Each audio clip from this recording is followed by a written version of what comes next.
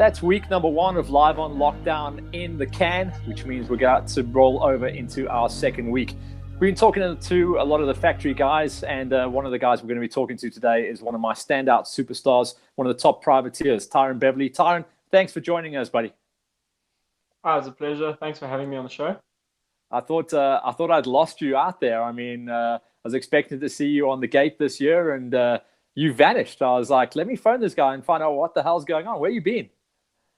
Yeah, so after the race ride, the beginning of the year, my bike seized at that race ride, and we had to redo the entire motor, top to bottom. And I think I got the motor back the Monday after the first GXCC. So it was like just missed the first GXCC, and then we were ready for the second GXCC, and university threw me a curveball by just moving one of my exams to the same day on the Saturday.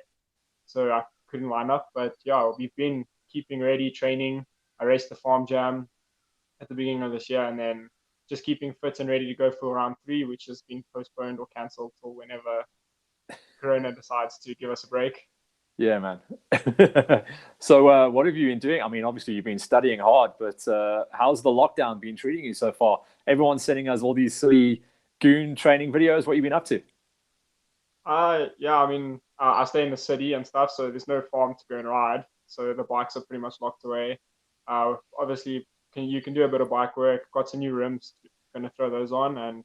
But I've got my boxing set up in the backyard, so I can do some training. Got a yoga mat, a little bit of weights, just keep the fitness as high as we can for whenever we can go riding again. And playing video games, watching TV. It's Exactly. pretty boring out here. Eating rubbish. Just don't eat too much rubbish. Yeah, we're gonna try and keep a good diet to this. Has your dad recovered from Farm Jam 1? I was trying to help him over that rocky mountain. He was in pieces. Yeah, he's recovered. I think he's a bit scarred from the rocky stuff. But we've both decided we're doing more technical riding this year. So I think it was like just before lockdown, the last ride we did, we were out at Rhino Park, and I got someone who knows a bit about tech stuff to take us out to like the mountains there and just teach us. Okay. Look, let's go back in time to last season. 2019 was, for me and a lot of the guys, where you came on the radar. Obviously, you swung a leg at the GXCCs, but it was really Farm Jam that where you arrived and started to put things together. Tell me how that happened, and how the setup at the little 30K loops at Farm Jam seems to just suit your style a little bit more. I think we raced JCC, and I only got to Farm Jam towards the end of the year. So I'd kind of started to figure out this off-road thing. I came in very blind into GXCC, just decided a week before one of the GXCCs I'm going to try one, and kind of fell in love with them, started racing them. I think Farm Jam also just being a little bit more relaxed in the GXCCs. I was not as nervous going in. I wasn't as like worried about who's going to beat me, who's going to be fast and stuff. So it was more, I just rode for fun, and I think I was a bit more relaxed. Didn't get any arm pump. I didn't really get tired. I could just ride my own race at Farm Jam. Also, I know I threw you a bit of a dodgy one at the end of last year when the length of the track and then the fueling strategy came into play. I know you were cursing me at that one race, but that's the 250 gamble, isn't it? You can run the 30K laps, but the big GXCC laps are a bit of a nail biter, certainly unless you've got an extended tank. Yeah, so we've done some testing, and I can basically do 60 Ks on my tank, and that's it. Like at 60 Ks, my bike will run out of fuel if I go over 60 Ks. So GXCC, I generally just make a lap. Some races I've like kind of started in the back of my mind wondering when the bike's going to run out. It's a bit of a longer loop, but yeah, at the farm jams, we were trying to refill every 2 laps with it being like a 30K loop. And yeah, I tried to time my fuel stops. We generally struggle in the fueling pits because through last year, we didn't have any quick fillers or anything like that. So fueling did not happen fast. We've sorted that out for this year, but that was a bit of an issue with fueling. So having to do an extra stop that I wasn't planning on, I wasn't too impressed, but it's racing. Sorry about that. I'm never going to live that one down. The cross up between the 250 smokers, and last year, even on the GXCC gate, there were still 1 or 2 guys running 250s, but it's become clear that you're on the gate with the rest of the guys, and they're basically filling up the gate with 354 strokes. It's tough to compete against those guys on even terrain against the 250 smoker. Yeah, I think it really is a the 350 really is the most ideal package for the off-roads. The 6 gears make a huge difference. Especially, I know the Huskies and the KTMs have 6 gears on the 250 configuration, but on the Yamahas, it's 5 gears. I think I get like 128, 230 on a bit of a downhill. So long straights kind of kill me. And also, I find with 2-strokes, you have to work a little bit harder. The 4-strokes, you can conserve energy, roll the gas on in the corners, where the 2-strokes, you've got to kind of ride that thing on the power the whole time. But yeah, I think for 2020, we're going to look to go 350 routes. I think it's the only way to be competitive in that R2 gate. I can do as much as I can on that 252 stroke, but I think the next step would be just to upgrade the equipment, and then we can compete for wins. I can see you body size, body style as well. 350 is going to be right up your alley. Also, they're kind of revvy as well, so they will suit your kind of aggressive throttle style. Yeah, so I've been riding 250Fs for quite a number of years now. I jumped on really early. I think I was like 15 or 16 when I started riding a 250F. So I was really comfortable on that. And the 350s are almost just like a slightly more powerful 250F. I've ridden a few 350s now. Absolutely love it. It's not like the 450 where you have to really respect the bike a lot. The 350, you can still kind of throw it around a little bit, give it some abuse. So let's talk about what happened at the beginning of the season. I mean, I got that crazy phone call from Leon, basically telling me he had a bike to give away. Who must I give it to? And I was like, well, how do I answer that one? You know, he really caught me on the hop. I basically gave him like a ton of names and a ton of ideas. And then they came up with their concept, and they brought it down from 30 guys down to, you know, you guys. And you made the cut inside the top 5. Tell me about that Race to Ride initiative. Firstly, how you felt about it. And then secondly, how you approached that day, because it was super, super early in the season. Yeah, so first of all, I think it was one of the best ideas I've heard in a long time, especially to give away like a factory ride, because it's difficult to just pick someone without like actually seeing how everyone can compete on the same track at the same time. Because I mean, all the guys that we raced together, we were all different classes, so the competition level is different in every class. So results only tell half the story. So I think it was a very fair way of doing things. It was an amazing day. I had so much fun, and Leon and everyone involved did an amazing job of putting it together. But yeah, it was very early in the season. I kind of was pretty ready, to be honest. I started training for the season in late November already. I kind of wasn't on the bike much through the middle of last year, so I was like, yeah, we're going to start early for 2019. So I was fit and I was training. The only thing was there was a lack of technical riding going in there. Yeah, so I was nervous for the tech stuff. It was tough, and if actually memory serves, it was the tech loop that was the first one as well. It was the most technical, where they sprinkled in all those enduro cross obstacles. So that was a hard wake up, eh? Yeah, it was when we went out on the sighting lap. It was quite a bit of a shock, but I tried to just ride slow and smooth in the beginning, just to get comfortable, so I could like on my time lap. I actually just focused on not making a mistake. I was like, I'm not going to push too hard and make a mistake, because this is unfamiliar for me. We're not going to embarrass you and show you that shot of you taking that mud bath. Okay, so if you're sweating that, don't worry about it. And thankfully, you know, we'll explain to the viewers, you actually got 2 bites of the cherry at each of those laps. So thankfully, you got to throw the rubbish lap away. I think everyone had a rubbish lap out there as well. Yeah.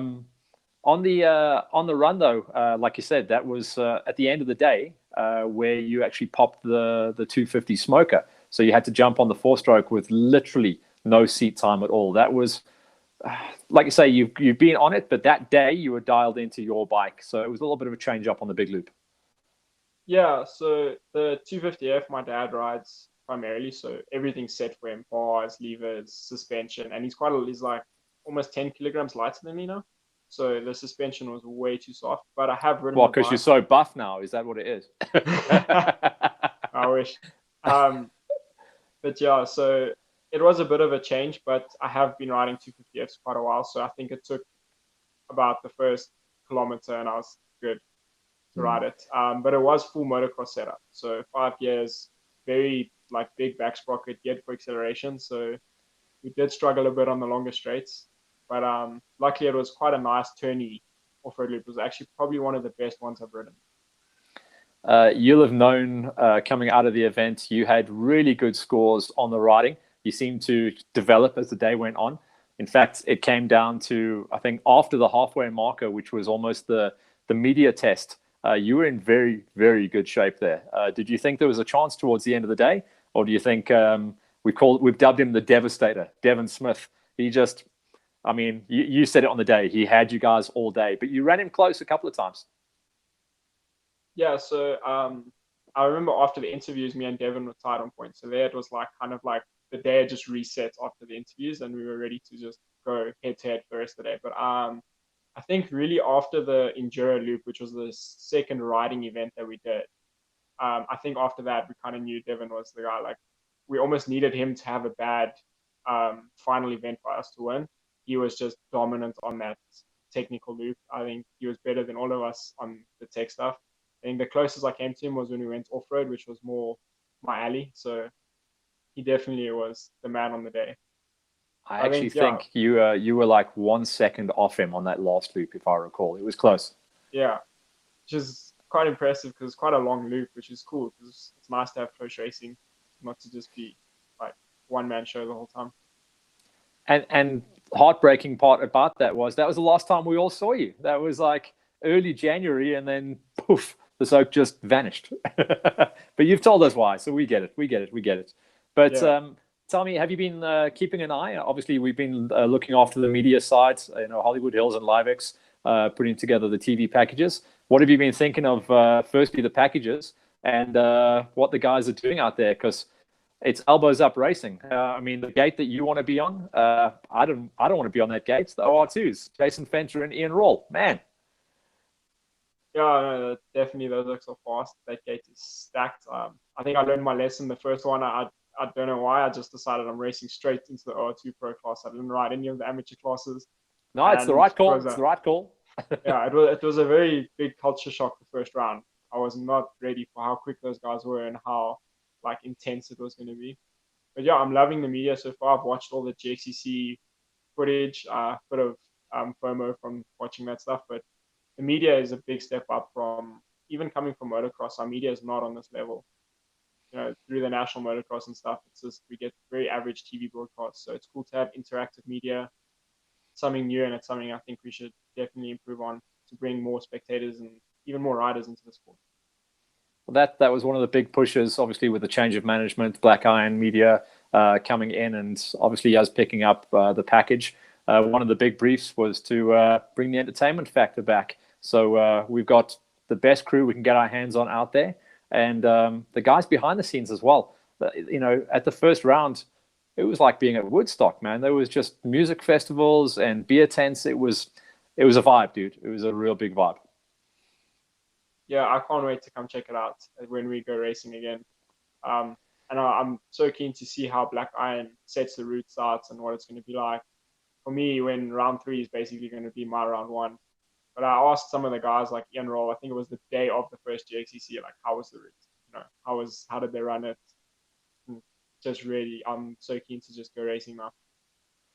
Yeah, he'll probably said everything was great at the first round, just some other dude beat me. Yeah. Well, it's been great catching you up, brother. And like I say, you're probably in a really good position. Say round number 3 for you will be round number 1. The whole sport, the whole country, the whole world has pushed Control Alt Delete. So it's going to be cool to start kind of fresh.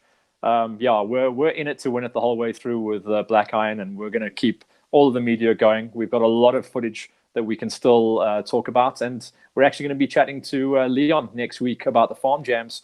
Because obviously he was getting forward to go into round number 2 and go Secunda racing. And Secunda, what a great area to go playing, and we can't wait to get up there.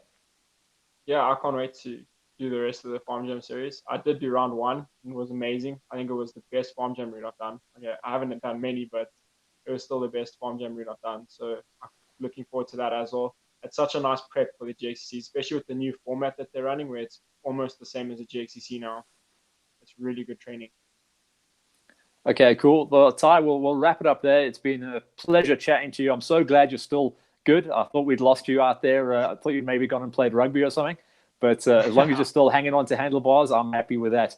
Like I say, with all the other guys, is there anyone you want to give a shout out to? And obviously you're in lockdown, and anyone who's been a backer or a supporter or someone who's going to be helping you when we go racing once again.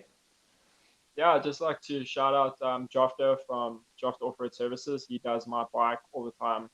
Always there to help at the track, suspension, anything. And then Form Strong they sent me some stuff to help with arm pump and things like that. And my family has been a huge backing. And also the Branson family has been huge, even running my pit crew and stuff on days when my dad's got work or something, I can't be there. So, and thanks for having me, and shout out to you guys for the amazing job you guys are doing with the media and the racing. Brilliant. Thanks, dude. We much appreciate it. And if you ever want to give me a shout, you've got my number. Pop around. Oh, no, you can't pop around for a beer. But if you want to have an online beer, I'll have one with you for sure. Sure.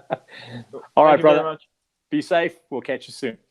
So that was our good buddy, Tyron Beverly, one of the top privateers. We can't wait to see this guy in the gate. And if anyone is out there able to help this kid make the step up and get onto a 350, drop me a line. I'll hook you one of the best guys out there. And he is definitely a rider to watch out for. Definitely going to be bringing home top fives off every single gate. Let him get used to that bike, and he'll bring you home some winners as well. All right, so we'll sign off from our top privateer and get ourselves ready for the weekend. I hope you guys have got something fun planned. I'm going to be out in the garden, hoping it doesn't rain for the rest of the weekend, so I can just take my dogs for 12,000 laps on my garden, and maybe I can get some training in there as well. For now, just chill out. Monday, of course, we go into a standard option Hollywood Hills. So we'll leave live on lockdown alone until we come back on Tuesday. And Tuesday at 2 p.m., we speak to one of the most experienced off-road racers in the country at the moment, multiple champion and decades of racing experience, your current Masters reigning national off-road champion, Wayne Farmer, joins us live on lockdown. That's on Tuesday at 2 p.m. We'll see you guys there. Stay strong.